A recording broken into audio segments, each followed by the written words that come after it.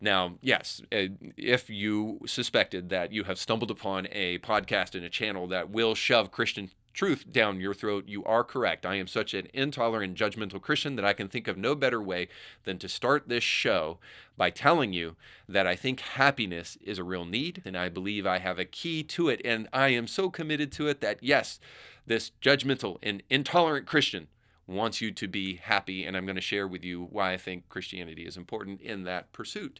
Before I do that, let me just say that I'm also not alone in this, because long, long ago, before Jesus ever walked this earth, there was a guy named Aristotle, and he said happiness is the soul's activity in accordance with true virtue or complete virtue.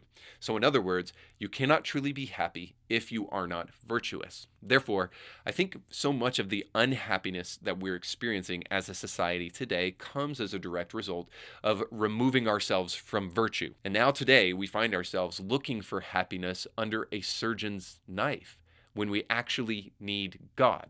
Now, before I explain that completely, let me back that up with a couple of facts. By every objective metric, Gen Z is more sexually liberated than any generation before it, but also way more suicidal and way more at risk of mental health issues. This is how we know that just being sexually liberated and left-wing sexual ideology is not actually going to equal happiness. This is why Christians speak out against it. Not because we're bigots, but because we want you to be happy. So why are people so unhappy? When you stop believing in God, all you have left is humanity. And this is why trans people believe their issues can be fixed with a surgeon.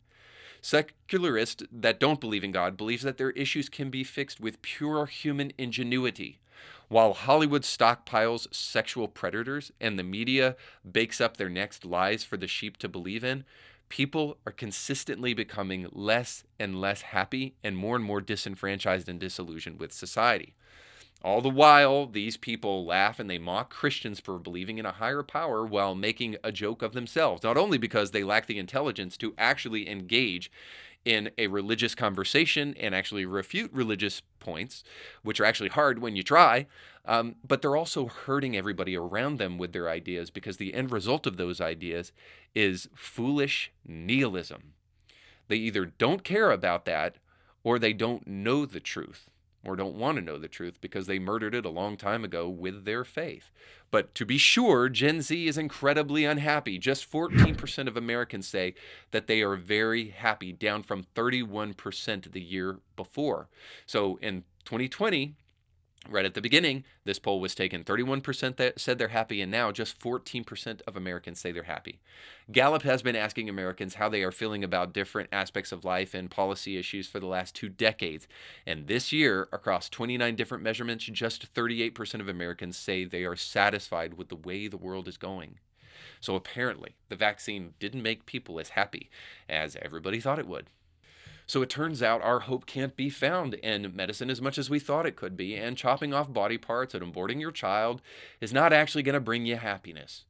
One view permeates modern society, and that is human nature is good. And this is why people think surgery can be an answer for really what's a soul's issue, for their feelings and the way that they're confused inside, and with things, the self-loathing that they have and the body issues they have. They think that a surgeon can solve all of that because they crave a technical answer to a soul's problem. They need a mechanical way to try to solve their problem when they've removed themselves from God, because here is the truth throughout all of my rant today. And that is, when you do not believe in God, you only have humanity to believe in. And so if you can't have God solve your soul issue, you'll find a surgeon to solve your body issue, and hope, beyond hope and beyond all logic and reason, that will actually solve any of the issues that are going on with you mentally. But I think we all know better than that. But Jesus said there is still hope, because he said that you can know the truth and the truth will make you free.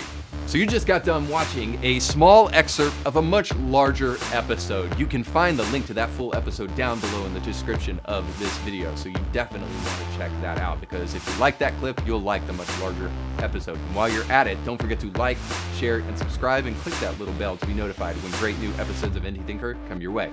Thanks for watching.